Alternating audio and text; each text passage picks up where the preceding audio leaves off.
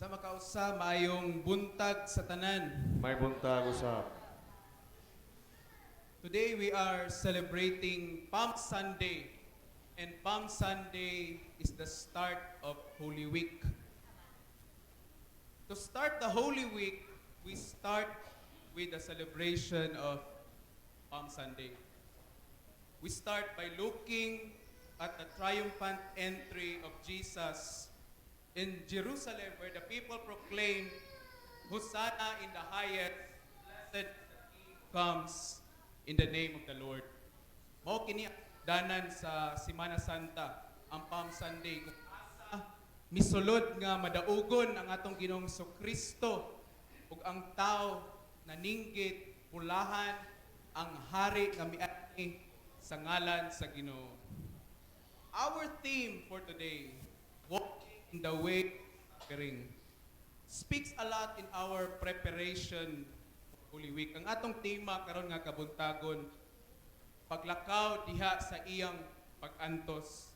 Naghisgot kini og daghan nga mga butang kabahin sa atong pagpangandam Semana Santa.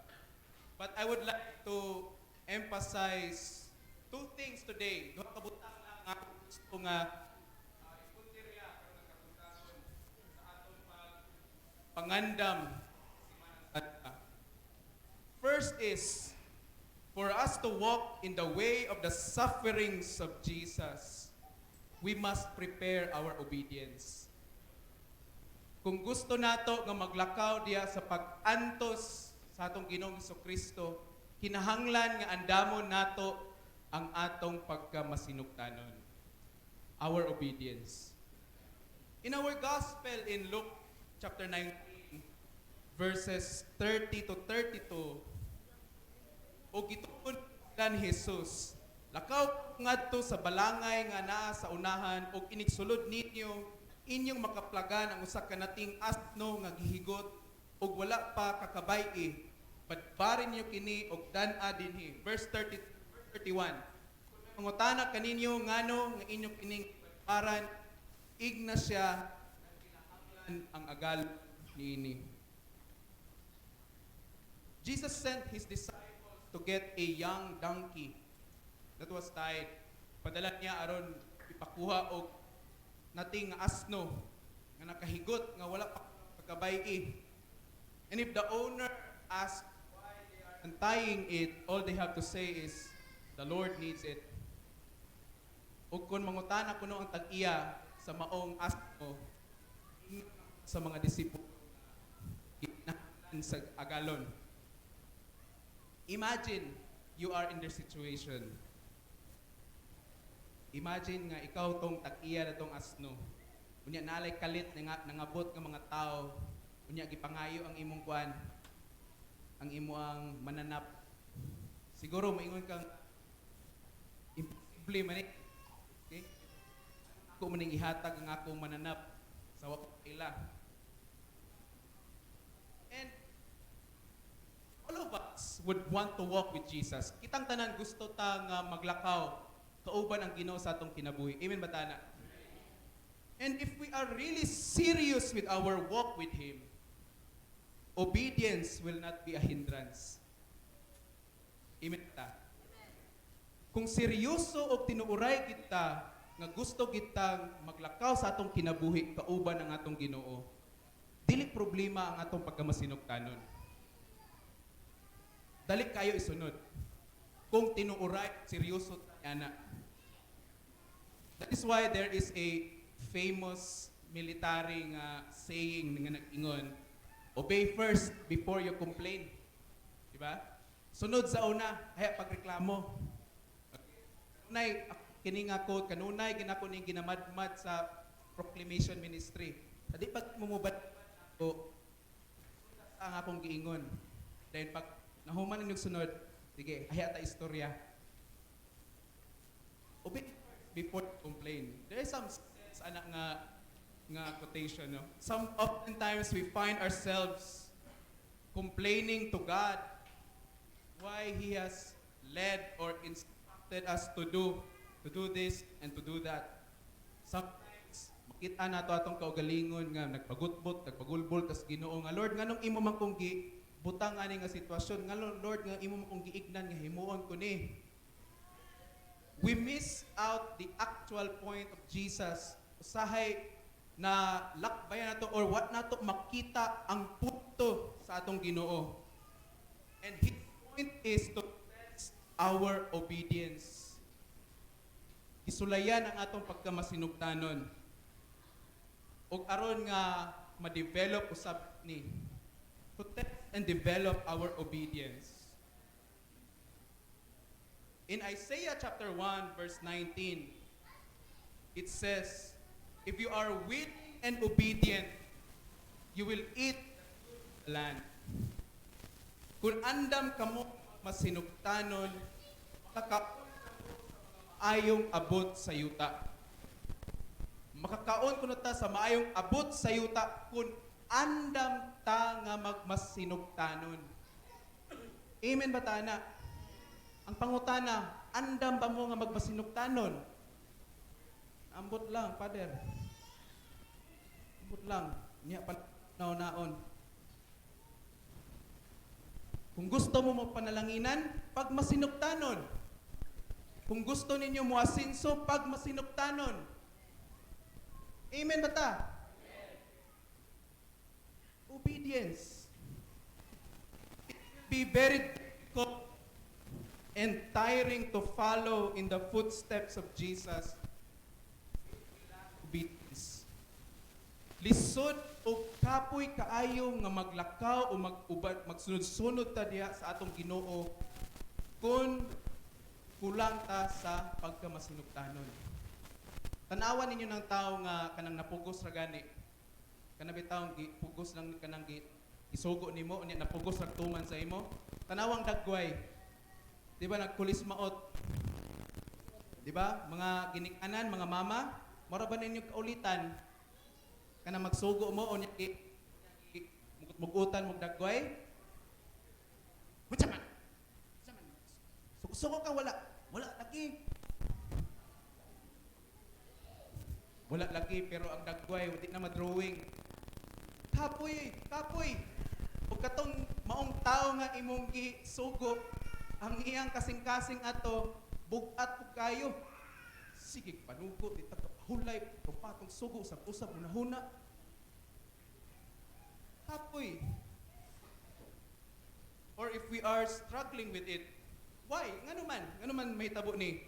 Because our obedience speaks also of how great our love for God is. Tungod kay ang atong andam nga pagkamasinugtanon, diya usab makita kung unsa kadako ang atong gugma sa Ginoo. Kung usa ka katawo nga masinugtanon kaayo sa Ginoo, buot pasabot nahigugma giday kas Ginoo. Diba? Kamo nga mga magtiayon, mga banag asawa, kung dili mo masinugtanon sa usag-usa, ambot asa ka gipunit inyong relasyon karon. Pag ingon sa asawa nga sit dayon. Ayaw tingog. Pwede di mo tingog. Asa dapit.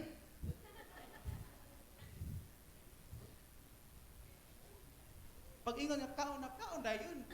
Langay-langay ganikan na. Basig ito kas gawas inyong balay matuog. Di ba? It's our obedience kung tinuuray kita nga naigugma. Diya makita usab ang atong gugma sa atong andam nga pag masinugtanon, pagsugot. Okay? God will reward our obedience. Amen ba tana?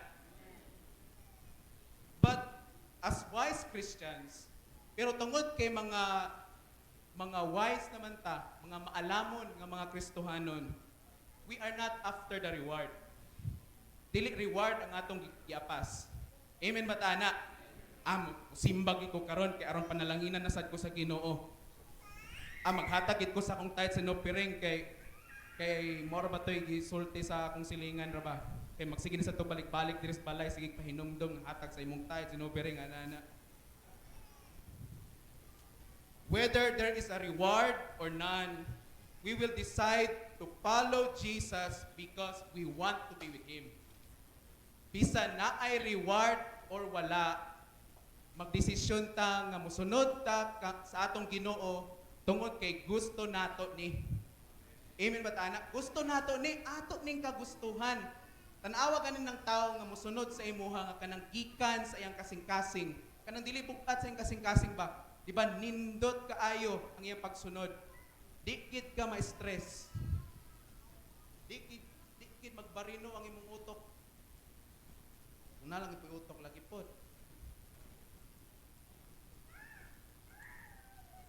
Because we do that for we love Jesus so much.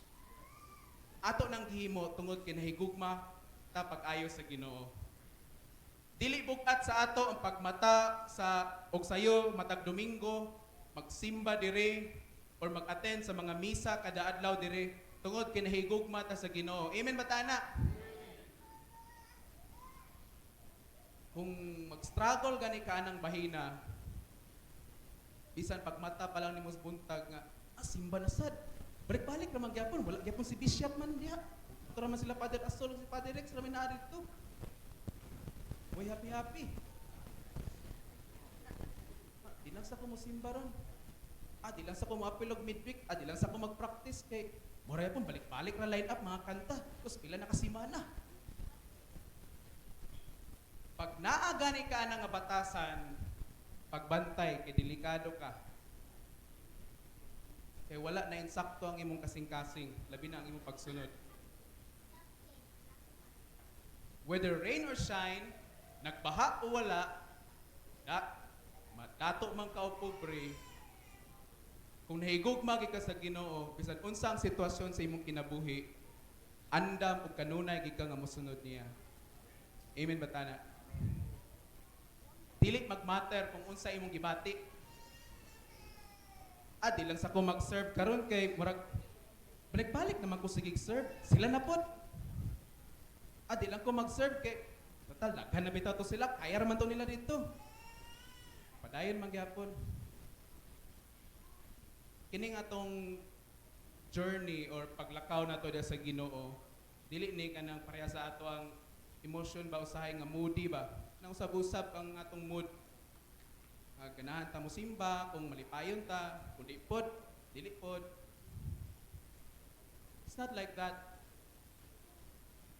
Mausap man ang atong sitwasyon, kita nga tao mausapan ta, pero ang atong Ginoo wala gid taon mausap. Hebrews 13:8, God is the same yesterday, today, and forever. Wa gyud mausap ang Ginoo. Bisan pag pila na ka nagpinulpol diha, wa mausap. God is still, open to welcome all of us.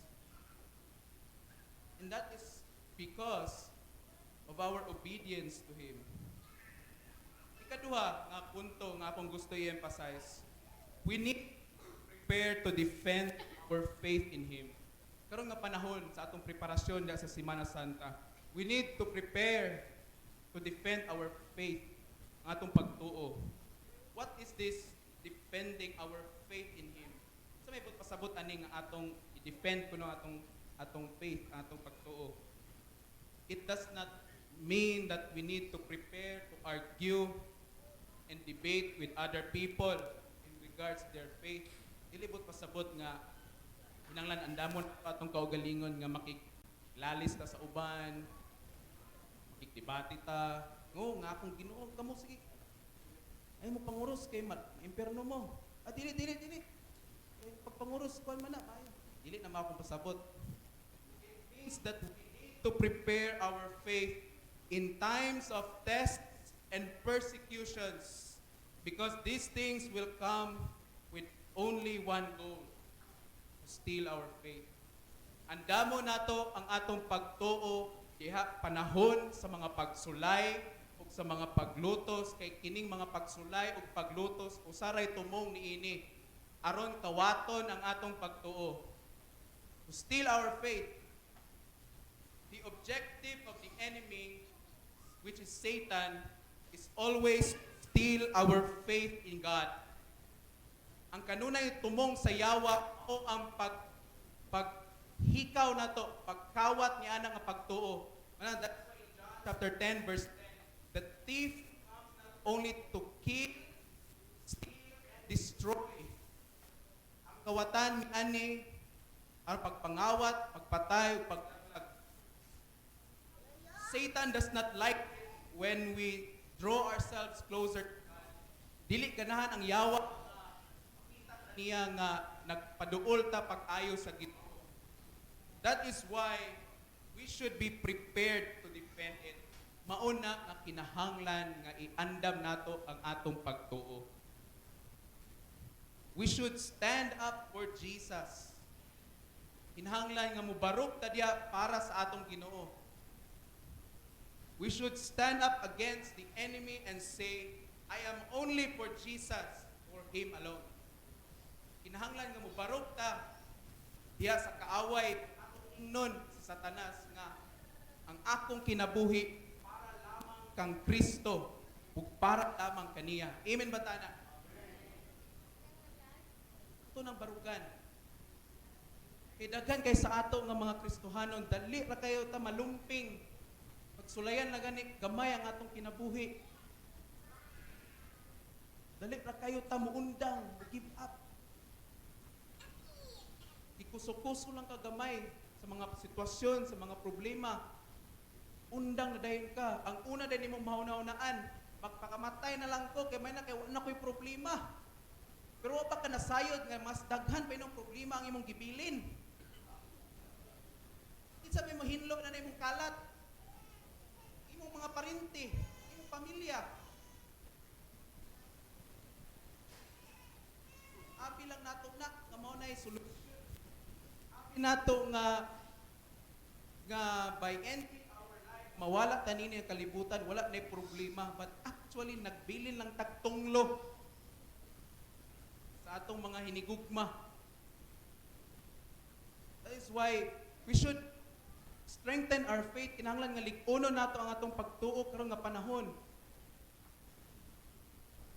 Di kay nabisit ag andam para sa Tabirak, sa Biko. So nabisin naman tas kaon hinuon, dapat pagani magpuasa pagani hinuon ta.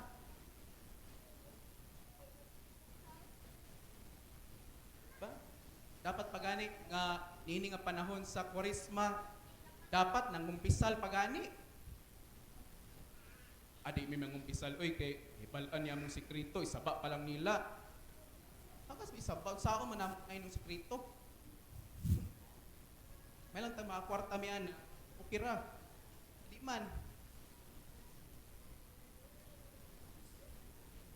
Dapat ang atong tang focus karon nga panahon sa Kwaresma, mao ang pagpalig-on sa atong pagtuo, pagpalig-on sa atong relasyon sa Ginoo ug labaw sa tanan, pagbalik diya sa Ginoo, mao ang tanan atong focus. Pero tuan hinuon ta sa laing uban. Kahibaw mo kansay sa survey sa statistics sa Department of Tourism. Nahibaw mo kung kanusa ang peak year nila sa mga lugar nga kanang pwede laag-laagan. Kabalo mo, Holy Week. Kay asa ang mga tao? Tuas Kamigin, tuwa dito sa Surigao, to sa Siargao. Kay ingon kunuhay nga sa tawag ano nila, kanang manaad. Naniid na may noon. Nag-sightseeing. Sabi ato, wadto ko dito sa Sangkin Cemetery sa Kamigin kay dito ko mamalandong. Ay pamalandongan nga silver man ka dito. Musaka kog bukid kay nindot ka dito, hilom kaayo. Nagcamping ra in taon ka dito. Wa man ka magdala lag Biblia. Diba? Asa ang mga tao karong panahon na mauni ang saan ang realidad nga subok kaayo. Gihimo natong bakasyon hinuon ang Kwaresma. Unya, ang kasagaran pag isa ka bakasyon, mga Kristohanon pag yun. Tawa-tawa ra pa sig bakasyon, no? May pamuno, may bakasyon. Kini unta panahon nga ato ning gamiton bisag diya sa inyong panimalay. mag-family prayer mo, or mag-sharing mo. Sa akong gingong ganina, mag-fasting, mangumpisal, simba, unta. Pero subo. Kaya dito naglingaw-lingaw na hinuunta. Managanahan kay Satanas, yes! Kay what sila simbahan karon? Mahal nga adlaw, naa sa Surigao. Tapos Britannia Island. Asa man ta? Where are we? That's why we need to develop our faith, our relationship. Kay aron pagtagbo nato sa Easter Sunday, maka-celebrate kita og tinuoray ug makaingon kita nga yes, nabanhaw na gyud ang Ginoo. Di kay sabi malagi kao na sad. And you know, in 1 Corinthians chapter 10 verse 13 nag-ingon diya nga ang tanan nga pagsulay nga inyong nagian usab sa tanan. Sometimes we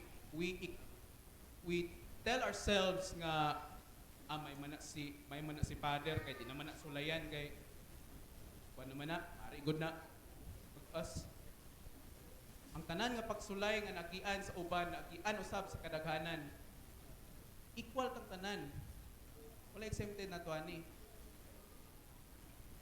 That is why this season of Lent, meaning nga panahon sa Kwaresma, start your relationship sa Ginoo. Sugti ang inyong relasyon sa Ginoo. Amen ba tana? Ang uban sa inyo nangabugnaw sa pagpangalagad, nangabugnaw sa pagsimba. Nini nga panahon sugti ninyo nga mahimo na sa mong madasigon sa pagpangalagad ug pagsimba. Amen ba tana? Nabugnaw. Sa akong na-notice, kasagara sa mga Kristohanon, diri pod nga panahon sa Kwaresma daghan nga mga pagsulay moabot silang kinabuhi. Diri kini nga panahon. Kay panahon lagi sa pagpamalandong. Og double time po ng yawa karon, sige atake, sige hambat sa mga tao nga pwede niya mabira palayo sa Ginoo. 1 Peter 5:5 says that the devil is like a roaring lion ready to devour anyone. Ang yawa kuno mura kuno og leon nga andam nga mutukop anytime. This is why we need to be prepared sa atong pagtuo. As we start the Holy Week, let us remember today's celebration, Palm Sunday. Sa magsugod ta sa Semana Santa, ato ning hinumduman kini nga selebrasyon. Kini atong gihimo karon, Palm Sunday. Our celebration today is a reminder that in Christ we are already victorious. Amen ba ta na? Ato pahinumduman ang atong kaugalingon nga kini nga selebrasyon sa Domingo sa Lukay, atong hinumduman nga si Kristo or diha kang Kristo kita nagmadaugo na. He has won everything for us. Gidaog na niya ang tanan alang kanato. But gidaog niya tanan in humility.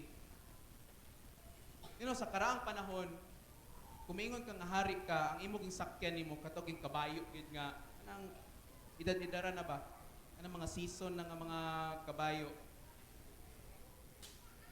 Pero unsa may gisakyan sa atong Ginoong Kristo, nothing asno, young donkey.